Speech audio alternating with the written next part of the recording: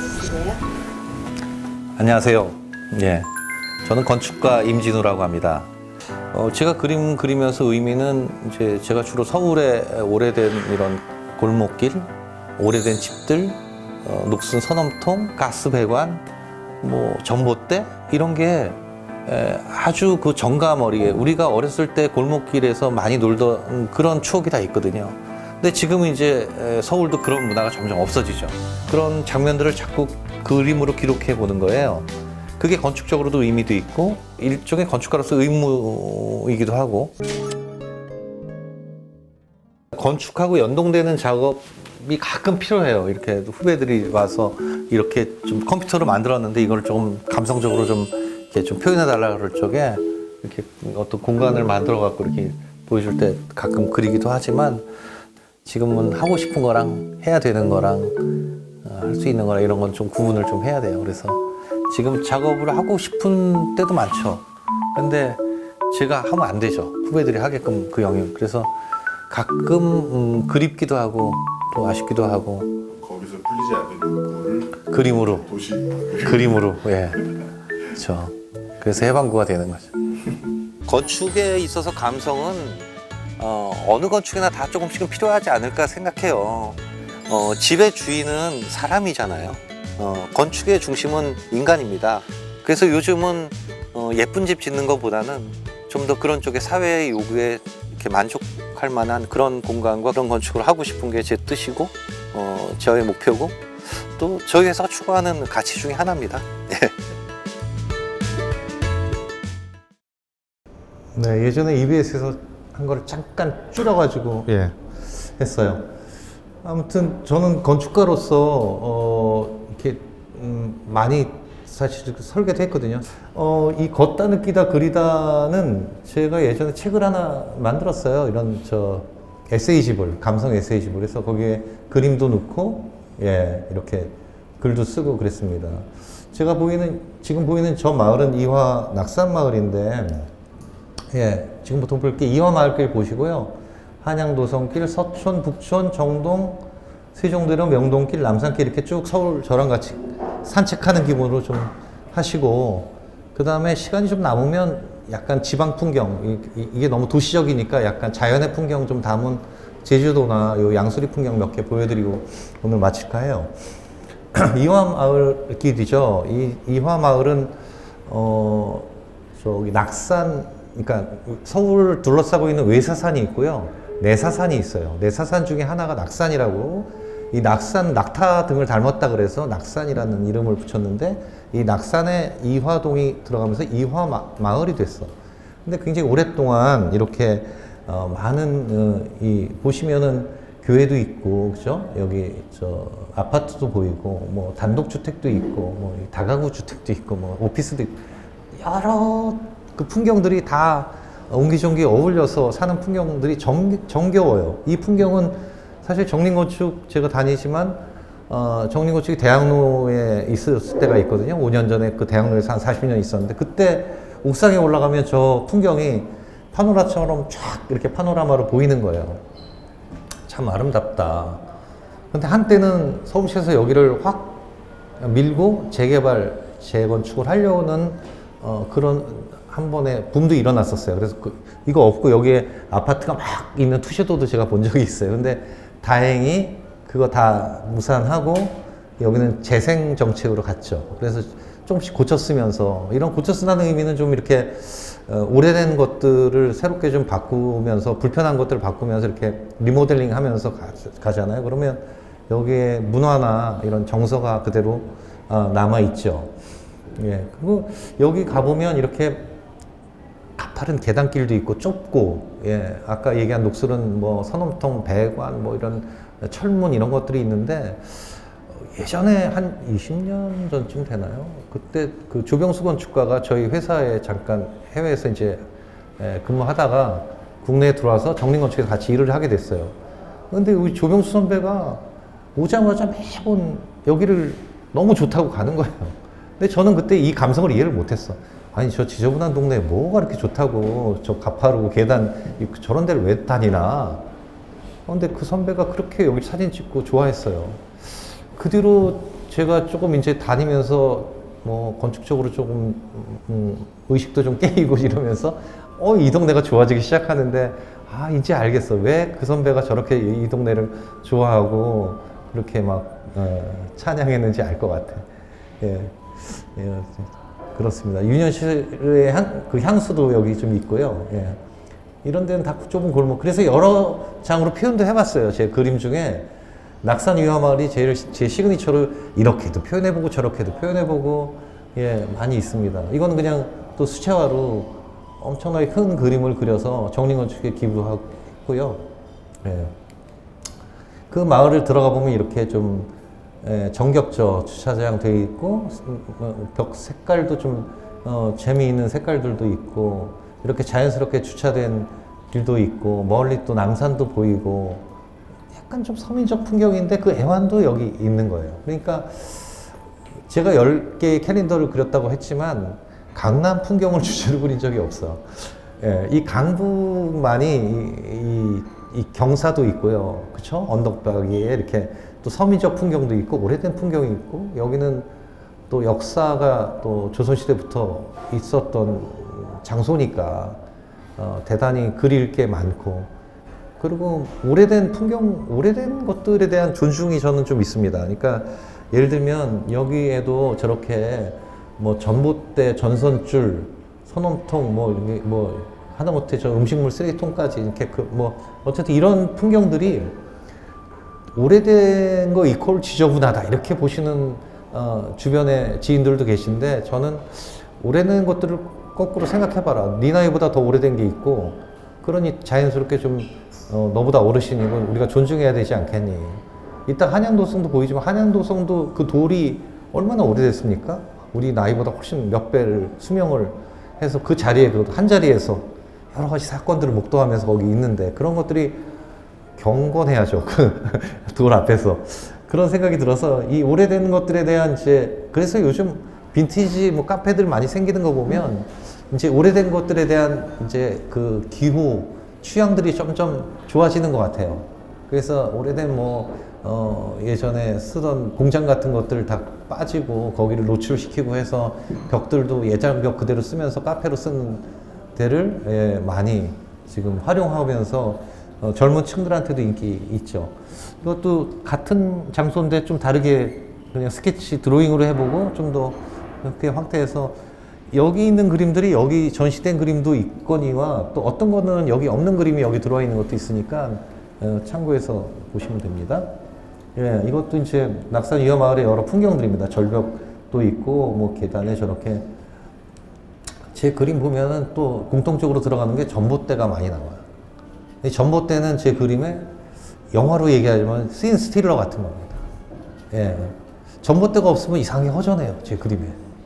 근데 제가 전봇대를 이렇게 그리면서 이런 데도 이렇게 병치된 풍경이지만 이 전봇대에 대한 제가 또 하나의 예찬론을 하나 만들었는데 전봇대는 왜 내가 좋으냐면 여기 건축가 여러분들도 많이 계시지만 이게 기능적으로 거의 장식이 없어. 딱 자기 기능만으로 딱 서 있는데 오브제의 비례감이 너무 좋아요. 전봇대 자체로도. 그런데 얘네들이 하는 일이 약간 서민 동네에 이 부잣집 동네는 전봇대가 없잖아요. 저 신도시나 이런 다 지중화되니까. 그러니까 주로 오래되고 서민 동네에 또 산동네 같은데 전기를 공급해주는 좋은 역할을 하는 거예요.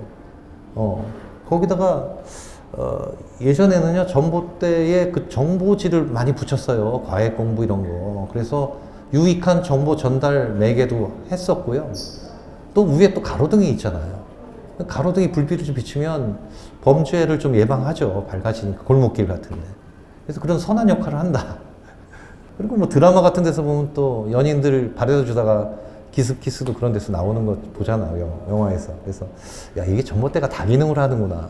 그래서 전봇대와 전선줄 아름답지 않냐고 그랬더니 그때 여기 관객에 계신 분들이 자기 병원 앞에 전봇대가 그렇지 않아도 있어서 뽑아버리고 싶은 생각이 간절했는데 그 얘기 듣고 보니까 그다음부터 전봇대가 이뻐 보이더라 이렇게 말씀하시는 분들도 계셨어요. 한양도성으로 넘어가면 아까 이화 낙산 마을도 사실 한양도성이 타고 넘어가면서 성 안의 마을과 성 밖의 마을이 있는데 한양도성은 저는 조선시대부터 우리 이 서울을 지켜온 일종의 수호신 같은 역할이기도 하고, 또 한양도성이 18.6km인가 그래요. 그래서 하루 만에 이걸 도는 또 순성물인가 뭐 그게 있죠. 근데 저는 한 번도 하루 만에 돌아본 적은 없고요. 파트를 이렇게 이제 다니면서 보기도 하고 그리기도 했는데, 한양도성에 아까 얘기한 것처럼 그 성벽이 참 오래된 돌에 대한 느낌. 그리고 이게 마을로 내려오면 이 기존의 집들하고 잘 어울리면서 산책로를 만들어서 동네 주민들하고 잘 어울려 지내고, 저 인왕산, 여기 옆에 인왕산 있잖아요. 인왕산 막 보면 꿈틀꿈틀대고 이게 용처럼 산을 막 기어 올라가는 약간의 그런 용트림 메타포 같은 게 있는 것 같아요. 그래서 저는 그런 점에서 이 한양도성 참 좋아했어요. 지금도 좋아하고 있고요. 이거는 이제 동대문에서 여기 이대 저 병원에서 오신 선생님도 계신데 동대문 병원으로 썼었어 저거. 그리고 이렇게 한양도성이 건너가고 여기가 성 안의 마을, 성 바깥의 마을. 그래서 이쪽이 충신동, 이화동이 있고 이쪽은 창신동, 숭인동이 가는 거예요. 그래서 성벽을 중심으로 이렇게 나눠지고 멀리 북한산이 보이고. 그리고 이 한양도성은 내 대문과 내 소문을 다 엮어서 가요. 조선시대부터. 근데 지금 이제 망실된 것도 있고 그래서 남은 것들은 흥인지문 뭐 이런 숭례문 이런 거 남아있죠. 멸실된 것도 좀 있습니다. 보시면. 예. 그래서 제가 제일 좋아하는 한양도성의 구간은, 한양도성의 구간이 낙산 구간, 뭐 남산 구간, 인왕산 구간 뭐 이렇게 네 구간인가 있거든요. 근데 저는 이 낙산 구간을 특별히 좋아했어요. 그래서 해화문에서 내려서 회사 저희 대학로 이화동 사거리에 있을 때 제가 대표 때는 게 기사하고 차도 있잖아요. 그래서 기사한테 차를 회사로 보내고 저는 해화문에서 내려서 이 낙산 구간을 걷는 거예요. 이렇게. 그럼 장수마을이 나오고 장수마을을 이렇게 넘어가면 거기에 낙산 유화마을이 되고 낙산 유화마을로 내려가면 정림어축이 나와요. 요 아침에 걸으면 한 25분 정도 걷거든요. 그러면 회사에 바로 가서 뭐 결제하고 미팅하고 회의하고 하는 것보다 여기 25분, 30분을 걸으면서 그날 할 일을 생각하고 뭐 좀 머릿속에 여백을 만드는 시간이 저한테 되게 행복했던 것 같아요. 근데 지금은 이제 뭐 일산으로 집도 이사 가서 여기를 자주 걷지는 못하지만 어쨌든 제가 어느 분이든 서울시에 제일 좋은 산책로 그러면 여기부터 추천을 하죠. 낙산 구간. 그래서 그림도 낙산 구간을 많이 그렸어요. 저쪽이 장수마을이고, 예, 강아지를 한 마리 데리고 이렇게 어느 부부가 산책하는 풍경입니다. 그래서 이 그림도 참 정겹게 잘 표현이 됐고 최근에 그린 거예요. 광희문인데 이 광희문은요 남산 구간에 딸려 있거든요. 근데 저도 몰랐는데 제가 이렇게 이제 이런 자리에서 하다 보니까 어떤 분이 광희문의 그 역사가 그 조선 시대 때 성안에서 사람이 죽으면 저 광희문으로 시체를 나갔다는 거예요. 그 문이 광희문이래요. 그래서 광희문으로 이게 장충동에 있잖아요. 나가면 신당동 떡볶이가 거기 신당들이 그렇게 많았다는 거예요. 그래서 이름이 신당동이 됐대.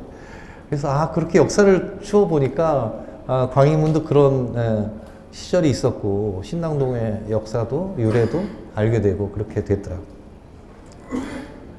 예, 보세요. 이 옛날 집도 있고 새로 지은 집도 있는데 이 낙산 구간에 동대문에서 이렇게 올라오면서 이 가운데를 이렇게 타고 넘어가기도 하고 이 성벽은 사람들을 이렇게 편안하게 산책할 수 있는 길을 만들어 주기도 하고요. 또 성벽이 앞에 있고 마을이 뒤에 가는 저런 병치된 풍경을 만들어 주기도 하고, 도심을 이렇게 가로지르기도 하고, 그죠? 남산도 보이고 도심도 있고 자연도 있고 백악 구간도 있네요. 그리고 인왕 구간도 있고, 인왕산은 정말 이렇게 산을 막 타고 다녀요. 그리고 바위가 있으면 이게 바위에 끊겼다가 다시 생기기도 하고요. 그리고 한양도성은 관전 포인트는요, 사계절을 다 가본다. 봄, 여름, 가을, 겨울. 이게 저는 사계절을 다니니까 이건 봄이거든요. 이 봄에 이제 산수 뭐 이렇게 풀면서 이렇게 사람들도 올라가고, 꽃도 활짝 피잖아요. 그리고 점점 봄 색깔이 오면서 이건 거꾸로 마을이 앞에 있고 예, 도성이 뒤에 있죠. 봄이 오다가 점점 봄 기운이 이건 성북동 그 북쪽 마을이라는 데예요. 이렇게 올라가죠. 그러다가 점점 여름이 오는데 여기 보시면 요쪽 끝에하고 요쪽의 축성은 같은데 가운데가 좀 다르지 않아요? 이렇게 생겼어요. 여기 낙산 구간인데, 그러니까 저 축성법의 차이가 태조 때부터 순조 때까지 이게 허물어진 데는 다시 또 재축을 하고 그래서 이렇게 축성법이 좀 다른 데가 많습니다. 예. 오래된 건 또 오래된 느낌도 있고, 예. 그걸 그대로 그냥 표현하려고 했던 거고. 네. 여름이 왔어. 그리고 여름에 막 비도 막 내려요. 한 차례 소나기도 지나가고, 예, 이제 석양도 있고, 푸르르고. 이거는 오래된 돌을 어떻게 하면 잘 표현할 수 있을까 그러고 고민하면서 그렸던 그림. 예. 그리고 조금씩 이제 색깔이 퇴색되면서 가을이 오기도 하고요. 네, 이제 점점 가을, 올리브 톤으로 쭉쭉 가을이 오죠. 아까 그 북정마을의 가을이 이제 좀 왔습니다. 그리고 단풍이 들면서 이제 완연한, 예, 가을에 아주 만추가 오다가, 예, 점점 이파리가 떨어지면서 이제 겨울이 왔고, 예, 저렇게 똑같은 걸 그렸는데 이 사람들이 발자국을 찍고 지나가면 이렇게 또 보이죠. 그래서 이 낙산 구간을 저는 좋아해서 계속 봄, 여름, 가을, 겨울을 다 그렸던 것 같아요. 이렇게 거칠게도 그려보고. 예, 저 낙산 구간 걷다 보면 저쪽에 한성대도 보이거든요. 예, 한 사람이 이렇게 걸어가고 있는 내리고 눈이 그친 풍경입니다. 예, 이건 인왕산 구간인데 여기도 그림 조그맣게 있어요. 전시되어 있는데 이렇게 타고 올라가잖아요. 저 산꼭대기까지 용처럼. 약간 수묵화 같은 느낌도 들죠. 예. 이제 이 인왕산자락에서 보고 내려오면 서촌이라는, 이 마을이 서촌이잖아요. 요새 이 서촌이 청와대가 저 용산으로 가고 난 다음부터 더 활발해진 것 같아요. 서촌 바이브란 말도 생겼고요. 이 앞에 카페에서 이렇게 커피 시켜놓고 밖에 앉아 있으면 하루 종일 심심하지가 않아요. 이 다니는 사람들도 너무 멋진 사람들도 많이 다니고 그래서. 근데 여기서 길 하나 건너면요, 통인시장. 통인시장은 이거 되게 오래된 전통적 마켓이거든요. 이런 전통시장의 맛이 있어요. 이 전통시장에 가면 좀 약간 날 것 같죠. 거칠고 이렇게 빤빤하게 전시되어 있는 물품이 아니라 직접 막 거래도 하고 깎아도 주고 막 이렇게 물건 사라고 호객 행위도 하고 하니까. 근데 저는 그게 좋더라고요. 더 활력도 있고 막 또 광고도 하고 뭐. 그래서 저는 삶이 단조롭게 여겨지는 날 통일시장 걸으면 활력을 얻는다고 이거 썼는데요. 예, 활기차요, 이 시장이. 근데 이 통일시장은 여기 일제시대 때 마을이거든요. 일본에 가면 이 시장에, 전통시장에 이렇게 덮개, 그러니까 커버를 오래전에 했어요. 그래서 여기는 그 영향을 받아서 오래전부터 이 뚜껑을 씌워가지고 비가 이 아래로 안 떨어지게 해서 시장이 다른 지붕 없는 시장에 비하면 깨끗한 시장이었어요, 예전부터. 근데 원래 제가 있던 뭐 장유동 그쪽에 살았는데 그쪽에 장유시장 이런 데는 이게 비가 떨어지면 이 길이 다, 예, 이렇게 물탕이 돼서 지저분했었거든. 근데 여기는 항상 깨끗하더라고. 예. 근데 요즘은 다 전통시장도 저렇게 다 뚜껑을 해요. 그죠? 예. 인왕산 풍경은 좋은 게요. 이렇게 그림을 그리면 뒤에 배경으로 떡하니 그 경제 인한 재색도도 있지만, 저는 건축가지만 사람이 지어놓은, 이 건축가들이 지어놓은 집들이 이 우람한 산에 비하면 너무 보잘것없는 거예요. 이렇게 왜소해 보이고. 그래서 자연에 비하면 인간의 이런 뭔가 활동이 자연 앞에서는 좀 겸손해야 되겠다. 겸손한 건축을 해야겠다. 그 생각이 들 정도로 자연이 딱 버티고 있는 이 우람한 인왕산의 모습이 저한테 되게 힘이 됩니다. 이것도 서촌의 필운동의 선인제라는, 예, 음식점이었는데 코로나 이후에 문 닫았다고 얘기 들었어요. 근데 요 눈 내리는 풍경이요, 예전에 코로나 때 제가 온라인으로 전시를 했거든요, 여러 작가들하고. 근데 그때 가장 많이 대중들이 좋아요를 누른 작품이 저거예요. 그래서 왜 좋아할까 생각했는데 한옥에 눈 내리는 풍경을 대중들이 되게 좋아하는 건가 봐요. 되게. 그래서 저도 뭐 이번 포스터도 한옥에 이렇게 눈이 내리는 그 북촌 마을을 그렸지만, 예, 한옥에 저렇게 눈이 펑펑 올 때 왠지 좀 따뜻한 감성 같은 게 묻어나오지 않나. 그런 감성이 일반적으로 양옥이나 아주 모던한 건물보다는 한옥에 더 어울리고, 또 특히 한옥은 기와골이 있어서 기와골에 눈이 쌓이고 그게 햇볕을 받으면 한쪽이 녹으면서 이 골을 만들어내는 이 흑백 조화, 이런 것들이 또 다른 감성을 만들어낸다는 생각이 들어요. 예, 청와대는 정림건축에 설계해서, 물론 이 가운데 있는 영빈관은 저희가 안 했고요. 저 위에 본관하고 춘추관 이런 거 저희가 설계했죠. 아까 그 통일시장이 세로 축이라면 이 가로축에 두 개의 축이 있는데 그 중에 하나 골목이 이제 저쪽으로 가보니까 통일시장 옆구리로 찔러 들어가는 분이에요. 거기에 이제 이런 전통적인 마을도 있고 골목이 있습니다. 잘 보존이 되어 있는 그런 길이고, 요거는 이 서촌의 옥인빌라인데요. 예전에는 그 시민 아파트가 이 인왕산 줄기에도 서 있었어요. 근데 그걸 지금 다 허물고 집터만 남았고요. 여기까지가 인공 구조물은 여기서 끝나요. 여기서부터 수성동 계곡이 시작되고, 수성동 계곡을 제가 한번 방문했다가 깜짝 놀란 적이 있는데, 어떻게 서울 사대문에 이런 계곡, 심산 유곡이 있나. 장마가 끝나고 갔는데 막 계곡물이 콸콸콸 내려오는데 너무 멋지더라고요. 그래서 야, 서울이 진짜 좋은 장소에다가 여기 자리 잡을 때 진짜 신경 썼구나, 그런 생각이 들더라고요.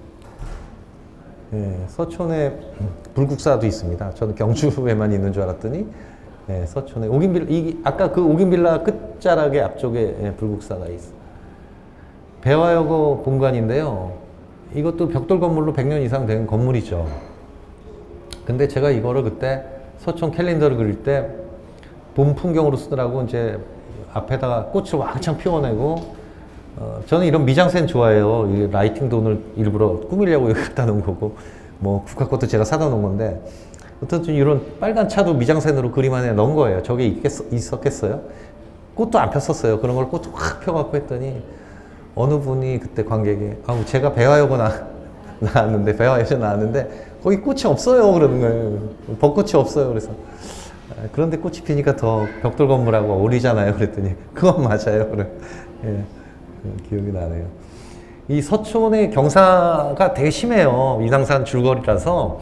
근데 인왕산 줄거리에 붙어 있는 집들은요, 좀 서민적인 집들이 많아요. 그래서 골목길에 경사로에 담장도 낮고, 담장 넘어 보이면 집안 마당도 다 보이고, 그렇게 서로 이렇게 오픈돼 있고 개방돼 있는 공간이 이쪽 서촌의 일이고요. 이따가 설명하겠지만 또 다른 여기는 또 부암동국에 넘어오면서 그 여기 윤동주 기념관 있죠. 그 아래 부분에 청운동 빌리지가 있는데, 이거는 굉장히 고급 빌리지예요. 보다시피 이렇게 그 스페니쉬 귀화로 중첩이 된 모습들이, 이것도 예뻐서 제가 그렸는데, 기대감을 가지고 여기도 답사하러 들어갔지. 그랬더니 길을 가는데 여기는 부촌이니까 담벼락이 워낙 높고요. 문은 철문이라서 내부가 전혀 안 보이고 다 굳게 잠겨 있고, 지나가면 또 개가 어떻게 막 짖어가지고 깜짝깜짝 놀라기도 하고, 그래서 정말 이렇게 방문객한테 프렌들리하지가 않구나, 이 동네는. 그래서 이 동네는 이제 안 걷기로 했고요. 아까 이 경사길, 여기는 너무 좋아요. 거기 가면 좁은 골목길도 있어요. 한 명 겨우 지나가는. 그런 데가 서울에 있다는 게 너무 놀랍잖아요. 이것도 저쪽 자하문로 터널에서 이제 내려오면 여기 경기상구 올라가는 여기 램프가 있고, 이 집은 예전에 공사 중이었는데 이거 그릴 때만 해도 몰랐어요. 근데 보니까 민현준 선생이 설계를, 건축가 민현준 선생이 설계를 했더라고요. 그래서 경기상구에 제가 방문했을 때 이제 해가 조금씩 이제 저녁 무렵 같았어요. 근데 가을이 완연히 왔었고, 운동장 그 교정에 저쪽에 경기상구가 원래 이렇게 야구하죠, 야구하는 멤버들이 저쪽에서 그 야구 연습을 하고 있었고, 교정 스탠드에 저렇게 두 분이 앉아 있는데 왠지 좀 다정하기도 하고 왠지 좀 이렇게 외롭게 보이기도 하고 둘이 앉아 있는데 그렇게 보여서 전체가 다 텅 비어 있는 공간이니까 거기에 이제 북악산이 이렇게 딱 있는 거지. 이건 신교동이라고요. 여기 있습니다. 이렇게 되게 가파른 계단이 있는데 그거 보고 제가 뭐 그날 비가 내렸겠어요. 제가 비를 내렸죠. 예, 그림을 그리면서. 근데 높은 계단길에 저렇게 장대비가 막 오는 날은 우산 써도 소용이 없다니까요. 여기 다 젖어요. 그죠? 양말도 젖고. 근데 왜 계단 올라가기도 힘들어 죽겠는데 비를 꼭 내려서 귀찮게 다 젖게 만들었냐면 저 계단 보는 순간 비 오는 날 저렇게 우산을 받고 저기 올라가면 저 위에서 누가 우산 받고 나 기다려줄 것 같고 마치 그 사춘기 때 연애 편지 한 장 가슴에 넣고 있다 딱 찔러주고 갈 것 같은 약간 그런 감성이 있었어요. 그래서 이제 비를 쭉쭉 내리면서 그려봤습니다. 예, 배화여대에서 바라본 북한산, 예, 이게 북한산도 있고 이제 서촌 다 봤으니까 북촌으로 가시죠. 북촌은요, 서촌은 경복궁의 서쪽이어서 서촌이라는 이름이 붙었고 북촌은 경복궁의 북쪽은 있지 않지만 그거는 기준을 청계천을 기준으로 북쪽에 있다 그래서 북촌이라고 했대요. 그래서 이 북촌은 그래도 그 우리 조선시대 때 많은 그 한옥들이 잘 보존이 돼서 그래도 남아있고 그렇기 때문에 더더욱 그 방문객들이나 관광객들이 많아요. 예. 그래서 이 북촌에 가보면 이 기와집들 또 전통 문양의 담장, 처마, 석가래, 창살, 뭐 대문 장식 이런 전통미가 하나하나마다 다 이렇게 잘 보존이 돼 있고 잘 또 그 발전시켜서 이런 골목골목 다니는 게 정말 이렇게 탐험 같기도 하고 놀이같이 느껴지거든요. 예. 이 북촌을 처음 북촌을 그렸기 때문에 여기 나와 있는 그림들은 주로 오래된 그림들이 또 많고 그 이후에도 북촌은 제가 좀 많이 그렸어요. 그래서 이런 것들은 좀 텍스처가 있는 종이에 색연필로 했기 때문에 조금 선이 좀 거칠기도 하고 또 이 한옥의 아름다움은요 이 지붕의 중첩미, 지붕이 계속 중첩되면서 하나의 풍경을 만들어낼 때 마치 지붕들의 합창?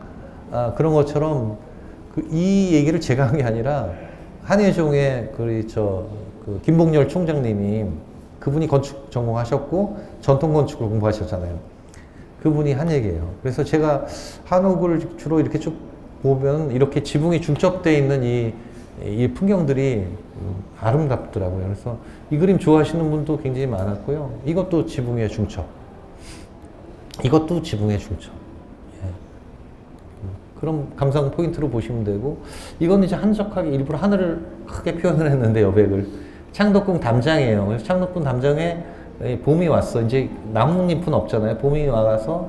근데 저 담장길에 이렇게 기대면 봄에 좀 따뜻하잖아요. 바람도 좀 덜 들고, 예, 담장이 좀 데펴져 갖고 약간 따뜻하고 그러니까 그런 점에서 저런 담장이 봄이 오는 풍경들, 예, 또 이 김성수 가옥이라고 꽃이 피는 봄의 풍경. 이건 북촌 1경이라고 그러죠. 북촌 1경, 2경, 3경, 4경 쭉인데 이게 아주 대표적인 북촌 길이에요. 근데 되게 단순화해서 그렸죠. 초창기 그림은 이렇게 만화나 사파같이 그려졌다가 나중에 점점 회화가 되고 이렇게 붓질이 나오고 색상도 화려하고 종이도 커지고 그렇게 되더라고요. 예, 이런 것들은 아주 작게 그린, 여기 전시돼 있어요. 그림 원화는 되게 작습니다. 이것도 이게 아마 황두진 선생이 리모델링한 가옥일 거예요. 근데 이게 제가 예뻐서 그렸는데 한옥의 담백한 실내 공간, 너무 저 색상도 그렇고요. 그냥 원목에 그냥 자연미가 있고 저기 이렇게 들창으로 돼 있는 건 이제 내리면 문이 되기도 하고 이런데 열면 마통풍이 되고 대청마루잖아요. 대청마루는 밥상 끓여내면 식당이 되기도 하고 여기서 차 마시면 뭐 거실이 되기도 하고 이부자리 피면 침실이 되기도 하고 그리고 저 마당으로 가면 이렇게 대돌이 있고 툇마루가 있어서 이 중정을 또 바라볼 수도 있고요.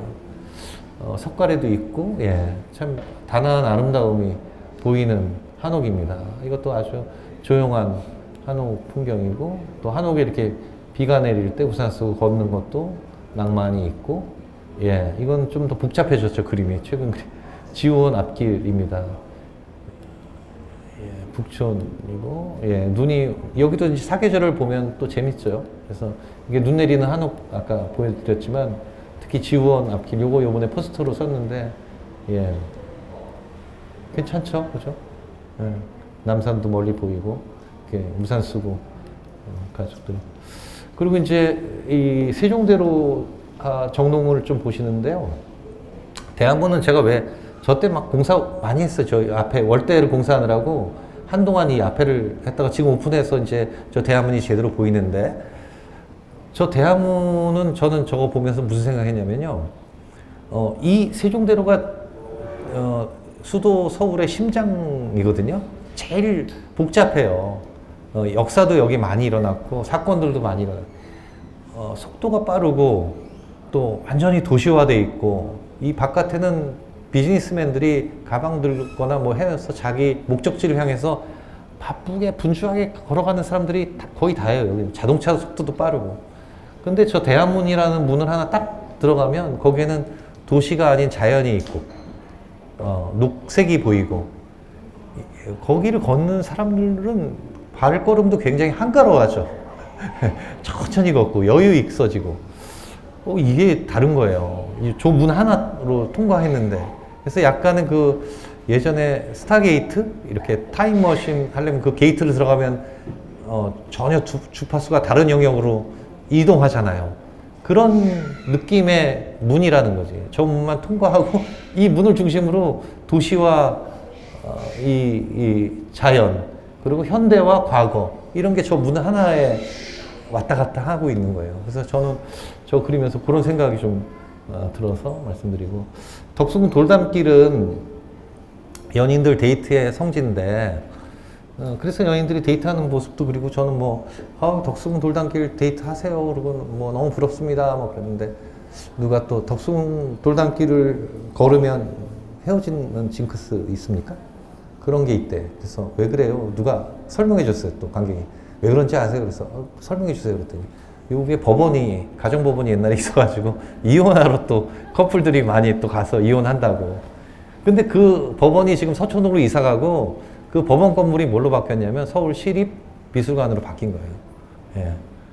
그런 또 에피소드를 누가 말씀해 주셔서 저도 강연하면서 또 거꾸로 피드백을 통해서 저도 배우고 그렇습니다. 예, 돌담길 있고, 예, 거기 가면 이제 정동교회가 있거든요. 그 로타리 중간에. 이 정동교회 요거는 이제 문화재죠. 벌써 120년 넘었을 거예요. 그래서 있고, 저 뒤에 종탑하고 저 신관, 그 다음에 이쪽에 기념관, 이건 다 정림건축에서 설계를 했어요. 예, 그래서 이렇게 가을이 무르익는 정동, 그래도 그림은 다 이 문화재를 중심으로 그리게 되고요. 이게 이제 그 로타리에서 본 건데, 저 뒤에 이렇게 계단처럼 단단단 올라가는 게 정동교회 기념관이거든요. 제가 정림건축 처음에 입사해가지고 1년도 안 돼서 저 프로젝트 맡아갖고 제가 설계했어요. 근데 저게 그냥 멋을 내려고 저렇게 단단단 올라간 게 아니라, 이 문화재의 건축 법규에 보면 안각 고도라는 게 있어요. 27도인가 그렇게. 그래서 점점 갈수록 셋백을 해야 돼요. 높이 올라가면. 그래서 높이를 셋백하면서 법에 맞춰서 하다 보니까 저렇게 계단형 건물이 되었답니다. 그냥 보시는 분들은 조형적으로 그냥 보시겠죠. 멋 뿌리려고 저렇게. 이 로타리 있는 요 공간이 정동길의 거의 핵심 같아요. 예. 이쪽에 덕수궁이 있고, 정동교회 있고, 돌아 나가면 여기 배제학당 있고, 일로 나가면 또 이대 이화 요거 있고요. 예, 아까 말씀드린 서울시립미술관이죠. 미술관 그리면서 비를 내린 거는, 비 내리는 날 이렇게 작품을 감상하러 한번 가보세요. 작품하고의 교감이 더, 물론 뭐 날씨가 약간 또 이렇게 그런 낭만적이기도 하지만, 예, 약간 그 비 오는 날은 밖에 다니기 불편하니까 오히려 실내 공간에 전시된 작품과 교감을 나눈다. 이게 굉장한 또 팁이 되잖아요. 그래서 비 오는 날 일부러 미술관을 가자 이런 생각이 돼서 저걸 비를 내렸어요. 배제학당 역사박물관이거든요. 재작년 때 여기서 1년 동안 제가 예, 그림 전시를 했었죠. 여기는 이것도 120년 넘었어요. 여기에 이승만 대통령도 여기서 공부를 했고 김소월 시인도 여기서 공부 배웠습니다. 그래서 학창 시절 때 그분들이 그러니 얼마나 오래된. 근데 보존도 잘 돼 있고 벽돌 건물의 디테일이 잘 살아 있어요. 예, 여기 지금 박물관으로 쓰죠. 역사박물관. 예, 그래서 2층에는 이제 기획 전시실도 있고 그래서 거기서 전시를 했는데 예, 한 장을 더 그렸어요. 그래갖고 예. 정동극장도요. 그 정동의 건물 중에 역사가 있는 장소더라고요. 건물은 좀 벽돌 건물을 이렇게 했지만 실제로 극장은 지하에 있고 그 겉에서는 이제 프레임이 있는데 안으로 들어가면 이렇게 마당이 있고 이렇게 건물이 위호돼 있어요. 그래서 마당을 비워놓고 건물이 그걸 둘러싸고 있는 형식으로 건축을 했는데 저는 여기 가서 느낀 거는 극장이잖아요. 극장의 구성 요소는 무대, 객석, 주연, 관객 이런 거잖아요.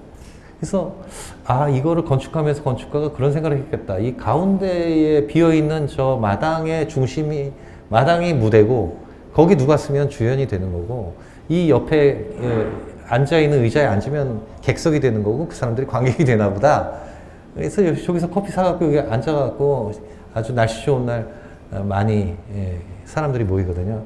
잘 됐다고 생각하는데 이제 최근에 이걸 다시 재건축하려고 현상 설계를 해서 지금 다시 이걸 지으려고 계획 중에 있는 걸로 알고 있습니다. 좀 전에 그 정동극장을 골목길을 쫙 들어가면 이 중명전이 나오는데요. 중명전도 예전에 고종 형제 때 덕수궁 건물이었어요. 근데 일제 시기에 길을 내면서 덕수궁 궐 밖으로 지금은 나와 있죠. 그래서 마치 덕수궁에서 쫓겨난 건물처럼 느껴지는 거예요, 제 눈에는.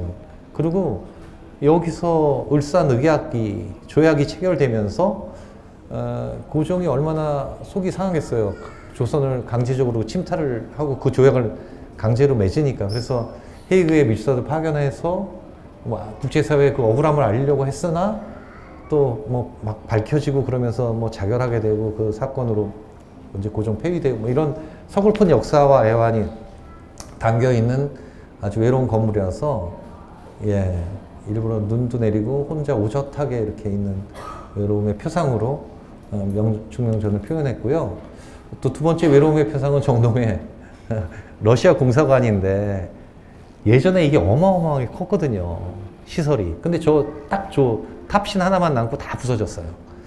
야, 세월이 지나면 인간의 야욕이나 인간의 그런 문화 이런 것도 시간 지나서 그 당시에는 어마어마한 세력을 그때는 러시아하고 아시다시피 일본하고 격돌을 하면서 조선을 누가 먹을 거냐를 했다가 러일 전쟁에서 일본이 득세하면서 조선을 먹잖아요. 막 그때 당시는 이 기세등등 할 때 막 민비 시해 사건도 있고 고종도 신변의 위협을 느끼니까 여기 러시아 공사관으로 피신도 하고 그게 아관파천이라고 역사책에 기록이 돼 있고 고종이 여기서부터 이렇게 길을 걸어가면서 그 일을 보셨는데 그 일이 정세를 보셨는데 그 일이 여기가 고종의 길이라는 이름으로 명명돼서 아직도 남아있고 이 앞에 정동공원이에요. 정동공원을 지키는 파수꾼이라고 제가 이름을 지었어요. 외로운 파수꾼. 예. 이거는 제가 이렇게 큰 종이에다 그려본 적이 없는데 전지를 하나 사갖고 집에다 깔아놓고 몇 날 며칠을 예전에 김정기 씨라고 있었어요. 그 드로잉 퍼포먼스 하시는 기억나세요? SK 광고할 때 막 여기 탱크 그리고 여기 유관순 누나 그리고 여기 막 탱크 그리고 막 이러면 나중에 그림이 하나 확 되잖아. 그분이 막 그렇게 드로잉 할 때 너무 그게 멋있어 보여가지고 저도 집에서 흉내 내본다고 이걸 깔아놓고서 여기도 그려보고 저기도 그려보고 막 그려봤는데 아이고 저는 역부족. 처음 시도해본 이 대형 드로잉이었어요. 근데 가을이 무르익은 요 풍경은요 저 서울시청 요 청사가 또 요 덕숭 옆에 있거든요. 그 위에 올라가서 내려다 보면 요 풍경이 그대로 보입니다. 그래서 여기에 중화전도 있고요. 예전 석조전도 있고 미술관으로 쓰이는 지금 건물도 있고 그래서 가을이 저쪽에 성공의 성당도 보이고 그죠? 이게 덕수궁 중화전인데 이것도 아까 한영도성의 돌처럼 이 오래된 돌이 바닥에 이건 거꾸로 있어서 저 바닥을 밟고 그래서 이 표석들은 다 예전에 서열의 순서대로 정일품 이렇게 있는 거니까 여름철에 이 따뜻해진 덮여진 돌과 거기를 걷는 엄마와 아이 뭐 이런 풍경으로 그렸던 거고 이 석조전 앞에 수양버드나무가 아니라 수양벚꽃 예, 이름이 수양벚꽃이야. 이 벚꽃은요 일반 벚꽃과 다르게 가지가 이렇게 척척 늘어져요. 아주 품위가 있어요. 그래서 이 뒤에 석조전 건물은 르네상스 예전에 그런 풍이잖아요. 약간 신고전주의 뭐 이래서 이 고전적인 건물과 이 척척 늘어진 벚꽃이 확 만개됐을 때 그 찰나가 너무 저한테는 느낌이 좋아. 그래서 벚꽃 필 때요 꼭 여기 한번 가서 저 병치된 모습을 한번 감상하는 것도 덕수궁 포인트, 관람 포인트 중에 하나고 이게 다 지면요 그 다음에 여름 한철 동안은 여기 100일 동안 피는 백일홍, 배롱나무라고 그러죠. 배롱나무가 또 아주 대단한 배롱나무가 있어요. 그건 여름 내내 빨간 꽃을 피우거든요. 그 배롱나무도 굉장히 아름답습니다. 그래서 두 가지를 감상 포인트로 제가 드리고 이게 배롱나무 핀 거예요. 아주 이쁘고요. 비 오는 날도 좋고 예, 덕수궁은 이렇게 감상하면 되고 서울시청은 뭐 건축가들한테는 이 새로 지은 시청사가 그렇게 썩 좋은 평점을 받지는 못해요. 예전에 썼던 과거의 건물과 새로운 청사가 그렇게 굉장히 신구가 대조를 하면서 저렇게 같이 공존하는 모습 뭐 그 정도에서 그래도 서울시에서 의뢰받은 캘린더를 그리는데 서울시청을 가급적 예쁘게 좀 표현을 해드려야 될 것 같아서 예, 제 나름대로는 예쁘게 표현해 드렸습니다. 예. 성공의 성당도 참 이게 그 로마네스크 양식이거든요. 명동 성당은 고딕 양식. 이건 로마네스크. 로마네스크 양식은요, 이렇게 아치 같은 것도 동글동글하고 아기자기 뭐 이런 느낌. 예, 명동 성당은 굉장히 남성적이죠. 직선적으로 하늘로 팍 수직는 뭐 아치도 포인티드 아치라고 해서 뾰족뾰족하고요. 근데 여긴 동글동글하고 너무 이런 로마네스크 양식이 우리나라에 드물어요. 전주에 가면 전동 성당 있잖아요. 그게 로마네스크 양식이고요. 근데 이제 여기도 보면 이 지붕과 이런 것들이 다 이렇게 메스가 각각 있는데 그게 하나의 한 건물이 돼서 조화하고 있잖아요. 그래서 저는 이 건물을 볼 때 약간 그 교회에서 성가대가 아주 거룩한 성가를 합창하는 약간 성가대 같은 느낌 그런 느낌 받으면서 그렸어요. 예, 이것도 예, 성공의 성당이고요. 이 꽃이 피는 이 뒤쪽에서 본 겁니다. 구세군 교회 뭐 아래서 보고 위에서 내려다 보고 뭐 교회 끝나고 나와서 이렇게 사람들 신자들이 거리 풍경을 좀 이거는 좀 담은 거고 구세군 중앙회관이 1928년도에 준공을 했으니까 거의 이것도 100년 가까이 됐죠. 근데 이 건물은 정면을 놓고 양쪽이 시메트리해요. 대칭이고요. 완벽한 대칭. 그리고 고전적인 이런 페디먼트, 삼각형 이런 게 얹어지고 둥그런 기둥, 굉장히 딱딱하고 엄격한 건물인데 벽돌로 지어져서 또 그게 약간 낭만적인데 대칭이기 때문에 또 이 비율은 또 엄격하죠. 그래서 일부러 좀 눈을 내려서 그 엄격함을 좀 눈으로 상쇄시키면서 약간 낭만적인 풍경으로 만든 예입니다. 예. 예, 신화일보 별관도 정동길에 있고요. 예. 심승기념관 뭐 예. 1년에 몇 번씩은 하늘이 요술을 부리는 날이 있어요. 그죠? 하늘이 아주 마술을 부리는 날이어서 저녁 무렵이었는데 이제 자동차 불빛을 켜고 오피스에서 불이 들어오고 퇴근 시간에 열심히 집으로 향하는 예, 그런 풍경. 또 서울역은 지금은 이제 더 이상 역으로의 기능은 없어졌죠. 근데 저쪽에 이제 KTX 타러 가려면 저쪽으로 가야 되고 이 건물은 지금 문화역으로 쓰는데 저는 어렸을 때 여기서 기차를 타봤거든요. 그리고 이게 코로나 시절에 그린 건데 예, 3월달 캘린더였는데 3월이 되니까 어디 가고 싶어갖고 조문이 쑤시는데 코로나로 못 가게 하네. 그래서 마음속으로 이제 뭐 아이들 데리고 가방 끌고 역에 가서 기차 타고 어디론가 가고 싶은 마음을 서울역으로 매개로 표현한 겁니다. 근데 이 건물이 저는 새로운 게 지어진 역사보다 더 역으로서의 약간의 그 물론 일제시대 때 지어진 거지만 건축미로서는 품격이 있다고 저는 개인적으로 좀 봐요. 서울로 7017이죠. 이렇게 원래 이게 고가였었는데 고가를 다 좀 이제 보행자 위주로 바뀌었고, 뉴욕의 하이라인을 좀 벤치마킹해서 만들었으니 뭐 우리가 창의적이지는 않지만 그래도 보행자들한테 사랑받고, 또 저걸 부시면 여러 가지 콘크리트 뭐 해체하면서 그런 자연에 더 나쁜 영향이 있을 텐데 그걸 그냥 그래도 보존해서 활용한다는 것 자체는 좀 긍정적인 측면 아니겠는가 생각이 되고요. 저희 정린건축에 아까 대학로에 있다가 이제 세종대로로 이사를 왔어요. 그래서 저기 호텔 그레솔이라는 호텔, 위에는 호텔이고 밑에는 오피스인데 거기에 정린건축이 들어가 있고, 저는 점심 먹을 때마다 이 북창동길을 그래서 북창동에 그림이 많아요. 예. 저렇게 플라자 호텔이 뒤로 보이면서 북창동길이 보이기도 하고, 이런 풍경들을 스케치로 더 가볍게 빠르게 하기도 하고, 맛집도 많아요. 그래서 간판도 재밌고, 그래서 제가 이런 건 또 그려서 여기 사장님한테 이렇게 보여주기도 하고 예, 재밌죠. 예, 세종대로, 예, 여기 광화문광장이죠. 명동성당에 비가 오건 눈이 오건, 예, 또 가을이 오든, 예, 명동성당은 건축적으로나 역사적으로나 장소적으로나 100% 저는 완벽한 건축이라고 생각합니다. 그러니까 물론 뭐 120년 이상 된 역사도 있지만 정말 잘 지어진, 그리고 디테일도 너무 좋아요. 벽돌 디테일을 이렇게 만들어서 사용하고 보존도 하고, 그리고 저는 무엇보다도 장소적인 측면에서 좋은 거는 명동이 진짜 비싼 땅이잖아요, 여러분. 대한민국 서울에서 가장 금싸라기 땅이 명동인데, 그러니까 명동은 상업적일 수밖에 없어요.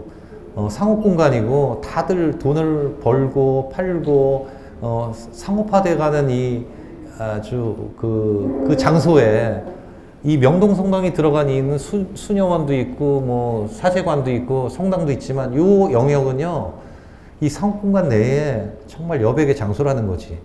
그래서 복잡하고 우리 마음속이 이렇게 막 시끄러울 때 여기 가서, 이건 뭐 신앙이 있고 없고를 떠나서 저는 저 공간에 들어가서 이렇게 앉아서 잠깐 뭐 명상을 하든 묵상을 하든 앉아 있으면 진짜 힐링이 돼요. 예. 그러니까 이 복잡한 상업 공간 속에서 하고 있는 역할이 대단히 선한 역할을 하고 있는 장소이자 건축이다. 그리고 건축적으로 봐도 너무 비례감도 뛰어나고, 그때 코로나 때 이제 전시도 한번 성당에서 했었고 그랬습니다. 예. 비가 오는 날은요, 이 디테일이 살아나요, 벽돌이. 그리고 비 오는 날은 아시다시피 이 초목이 더 선명해져요, 초록색이. 그래서 아주 선명해. 그리고 밑에 리플렉션이 되죠. 색깔이 이렇게 광장에 물이 떨어지고, 멀리 보이는 모던한 현대 빌딩들은 빛 속에 다 생략. 실제로 이렇게 보이진 않지만, 그래서 더더욱 이 성당이 아주 클로즈업 되게 약간 뭐라 그러죠? 그런 포커스를 한 거죠, 여기다. 아웃포커싱 된 사진같이. 예. 예, 눈이 펑펑 오는 거를, 요 앞에 마실이라는, 예, 뭐 있죠. 그래서 그 루프 탑에서 보면 이게 딱 이렇게 보이죠.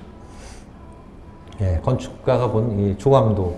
요즘은 이걸 조감도로, 예전에는 조감도 그러면 새의 시선으로 본 도면이다 그래서 조감도라는 표현을 썼는데, 요즘은 조감도라고 그러면 젊은 친구들이 이해를 못 해요. 그래서 드론 뷰다 그러면 이제 알아. 드론 띄워서 위에서 내려다본 뷰. 예. 이건 명동에 보시면 명동 교자, 뭐 충무김밥, 이런 간판들이 서로 제각기 자기가 잘났다고 다 자랑을 하러 나와. 근데 저는 신도시에 지어지는 일종의 아파트 앞에 근생에 간판이 다닥다닥 붙은 거는 좀 저는 조금 이렇게 단순화할 필요가 있다고 생각하는데, 이런 오래된 골목길, 오래된 그 상업길은 저 간판을 이렇게 제지 안 했으면 좋겠어요. 그게 오히려 자기의 표현이고 대단히 민주적이기도 하고 자기 개성을 팍 드러내니까 얼마나 보기가 좋아요. 예. 막 얘네들이 막 나를 봐주세요. 그러고 막 이렇게 서로 얼굴 내밀고 떠들고 있는 것 같잖아요. 그러니까 사람들도 또 흥도 나고, 저 뒤에 남산 타워가 이 골목 안 풍경이 궁금한지 이렇게 살짝 호기심이 나서 이렇게 내려다보고 있는 것 같은 그런 저는 감성으로 그림을 그리게 됩니다. 남산이고요. 어린이회관 예전에 유영재단 때 어린이회관이 있고 벚꽃 피고 남산 타워는요 서울 시민들한테 엄청난 자부심이에요. 왜냐하면 남산 타워가 내 거실에서 보인다, 내 집무실에서 남산 타워가 보인다. 이거 굉장한 이 일종의 그걸 갖고 있는 거잖아요. 그래서 하여간 이 남산이 그만큼 서울 시민들한테는 엄청난 이 자부심이자 이거는 오히려 강 건너서 한강을 가까이 두고 강변북로가 있고 저쪽에 있는 건물이 하얏트 건물이고 이쪽이 이태원입니다. 그리고 뒤에 남산이. 그래서 서울의 정체성은 어떤 뭐 주연급 무슨 건물이 아니라 서울의 아이덴티티, 서울의 강한 강점, 이거는 산과 강이에요. 세계 어느 이렇게 발전된 도시, 천만 도시치고 저렇게 높은 산과 이렇게 넓은 강을 가진 도시는 없어요. 그러니까 세계 저 관광객들이 와서 이 강북의 이 언덕길과 산과 이 넓은 한강 보면 깜짝깜짝 놀라죠. 케이블카도 낭만적이잖아요. 중구의 풍경이고. 이제 서울 다 보셨으니까 요 지방 잠깐 풍경 보고 이제 마치고 북한강 한번 가보시죠. 이제 여백이 생기잖아요.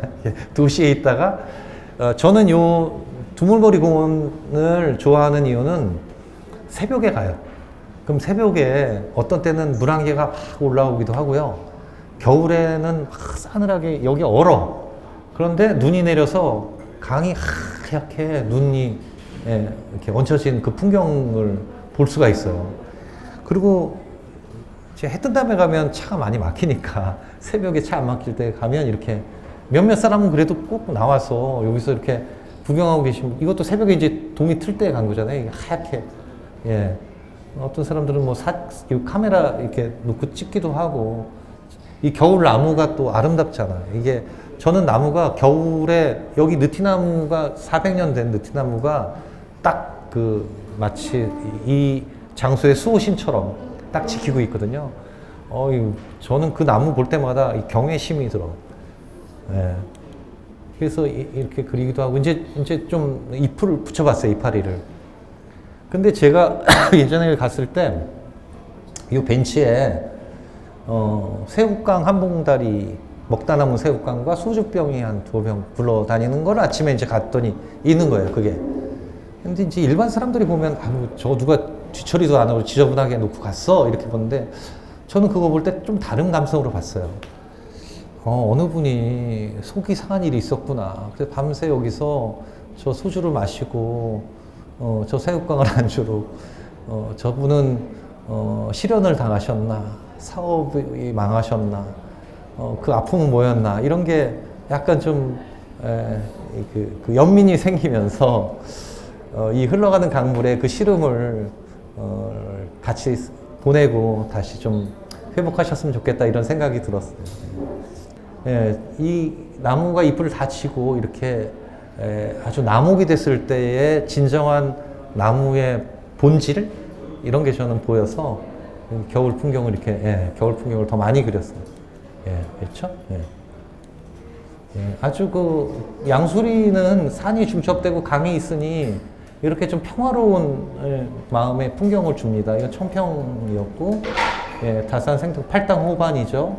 거기에 이제 이런 풍경이 있고, 거기서 옥천, 그러니까 양평 쪽으로 가다 보면 옥천이라는 마을이 있는데 여긴 또 냉면이 유명해요. 그 앞에 이렇게 아주 오래된 나무와 빈티지한 집, 아마 안 사는 집 같아요. 빈집 같은데 오래된 빈티지. 지금 저 집 없어졌을 것 같은데 그때도 막 이렇게 허물어가는 집인데 그 집 풍경이 너무 좋았어요. 그래서 세월이 묵은 이런 빈티지한 풍경들이 저는 참 좋게 느껴졌고요. 뭐 여러분 잘 아시는 제주 마지막으로 좀 보시면서 아시죠?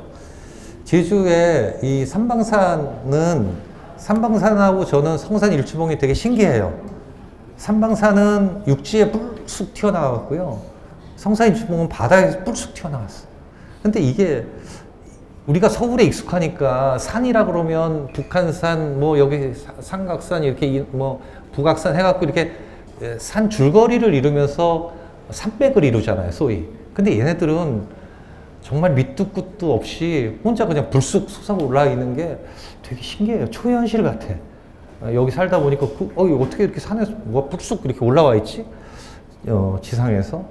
누구는 그러더라고. 이게 설화에 보면 뭐 한라산에 이 흙을 퍽 퍼가지고 여기다가 그 할매가 이렇게 딱 얹어놓으면 그 분량만큼이 된대요. 뭐 그런 설화가 있던데, 너무 삼방산 처음 봤을 때 되게 대단히 신기했고요. 아까 여기 인왕산 앞에 그 구조물들처럼 이 앞에 뭐 절도 있고 여러 가지, 여기 보면 뭐 보문사, 삼방사 같은 사찰들이 이 산을 배경으로 자리를 잡고 있는데, 이 장엄한 산세 앞에서는 인간의 건축은 멋을 부려도 조악하다, 이렇게 제가 썼습니다. 예. 그리고 요 아래로 내려오면 이제 요 앞에 그 해안이 있거든요. 주상절리가 있는. 거기를 보면, 요것도 최근에 이제 그린 건데, 삼방산과 유채꽃이 있는. 예. 이것도 삼방산 풍경이고, 예. 용머리 해변이네. 예. 삼방산이 있고 내려오면 이 주상절리가 있는 용머리 해변인데, 용머리 해변은 제가 갈 때마다 문을 닫아요. 조금만 바람이 불거나 조금만 비가 와도 미끄럽고 위험해. 문을 안 열어줘. 딱 한 번 가봤어요. 근데 너무 좋았어요. 그래서 이거를 이렇게 그리면서 이 세월이 이렇게 계속 그 지층이 되면서 주상절리를 만들고, 그게 파도가 또 이걸 깎아져 나가면서 자연스럽게 모양을 만들어내는 그거든요. 그래서 저기 가보면 원시 자연 같은 게 느껴지고 되게 날 것 같고, 예, 그런 감성 느낄 수 있습니다. 아까 말씀드린 성산일출, 여기도 대단한 장엄한 자연 앞에 인간의 구조물은 조악하다. 이게 계속 있는, 겨울에 본 풍경이고요. 성산일출봉. 제가 좋아하는 여러 해변이 있지만 함덕해변을 제가 좋아하는 이유는, 함덕해변은 물이 낮아요. 예, 이렇게 밀물이 들어와도. 그래서 어린애들 데리고도 멀리까지 가도 위험하지가 않아. 그런 해변이 이제 썰물이 돼서 물이 쫙 빠지면 정말 넓은 백사장이 생겨요. 그럼 넓은 백사장을 사람들이 걸어가면 정말 인간이 너무 왜소해 보이고, 그 바다의 그 풍경은 아주 넓게 보이죠. 그래서 저는 이 함덕의 특히 이 넓은 백사장을 보면서 약간의 우리 원초적인, 그러니까 예전에 원시대 때도 이 바다는 똑같았을 거 아니에요. 바닷물과 해변과 이 해안선은 그 풍경은 원시대부터 비슷했을 것 같아요. 그래서 여기는 변하지가 않는 그런 풍경이구나. 이런 풍경들은 뭐 원시대라고 달랐을까. 그래서 사람들이 이렇게 걷고 있고, 그런 풍경들이 저는 좋았어요. 함덕 인근의 여러 가지 풍경들을 제가 묘사를 좀 해본 거고, 섭지코지 여러분들 가시나요? 이 섭지코지도 제가 좋아하는 이 장소 중에 하나인데요. 섭지코지 가면 저렇게 방두포 등대라고 있어요. 이렇게 동산 위에. 저 방두포 등대는 사람의 시야를 거스리지도 않고요. 위치도 저 언덕배기에 탁 서가지고 아주 소박해. 그리고 무슨 군더더기가 없어. 건축가가 디자인한 게 아니에요. 무슨 작가가 한 게 아니라 그냥 굉장히 러브한 모습으로 딱 그렇게 날 것처럼 서 있는데, 이 또 등대가 하는 일이 배한테 빛을 비춰줘서 배가 길을 잃지 않게 해주는 또 선한 역할을 해주잖아요. 그러니까 딱 맞는 위치에 군더더기 없는 아주 소박한 디자인으로 거기 딱 서 있는데, 그 풍경에 잘 어울리는 한 폭의 그림이 돼서 저는 이거를 계속 그리게 됐어요. 아주 저는 이 방두포 등대가 얼마나 아름답습니까? 이 언덕 위. 예, 계속 그리게 되고. 예.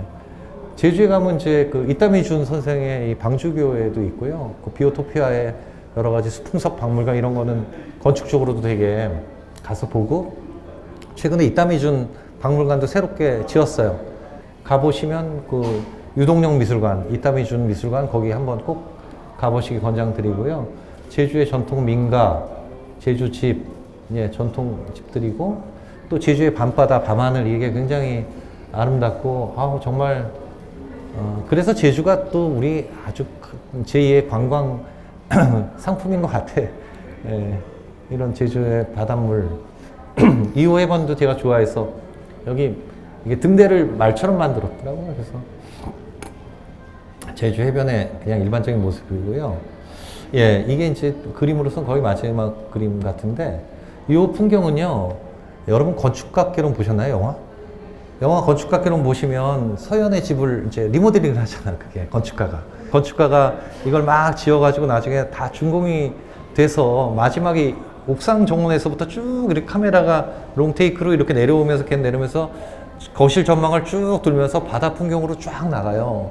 그러면서 이게 마지막 이렇게 엔딩 크레딧이 이 풍경을 통해서 이게 나온다고요. 그 장면 보면서 제가 야, 멋있다. 저 제주의 저건 정말 아이덴티티다 이렇게 생각이 되고 또 건축가가 만든 영화라서 건축에 굉장히 몰입돼 있고요. 제 그냥 에세이인데요. 2개만 짧게 소개할게요. 이건 그냥 읽을게요. 제 책에 있는 거니까. 빨래 널기라는 에세이인데요. 휴일 아침에 아내가 세탁기를 돌리면서 빨래 널어가라고 부탁하면서 외출했어요. 그때만 해도 제 건조기가 따로 없어갖고 제가 이제 그 부탁보다는 명령을 듣고 빨래를 널기 시작하는데 이 생각해 보세요. 빨래 넣는 일이 은근히 그 손이 많이 가요. 이 조그만 빨래 거리에다가 이 많은 빨래를 넣으려면 상당한 전략과 섬세한 기술이 필요한 겁니다. 크기가 제한된 빨래 거리에 넣으기 때문에 총 분량을 이제 감을 잡고 하나하나 널어야지 이게 꽉 채우죠. 또 빨래의 종류들이 되게 다양해요. 그러니까 넣는 순서가 있는 거예요. 그래서 바지나 티셔츠처럼 큰 빨래부터 수건류의 중간 빨래, 또 양말류의 작은 빨래까지 촘촘하게 또 가지런히 널어야 이게 쫙 널리거든요. 예. 그래서 남는 공간을 미리 머릿속에 철저하게 계산, 또 건축가니까 그런 계산 좀 합니다. 스페이스를.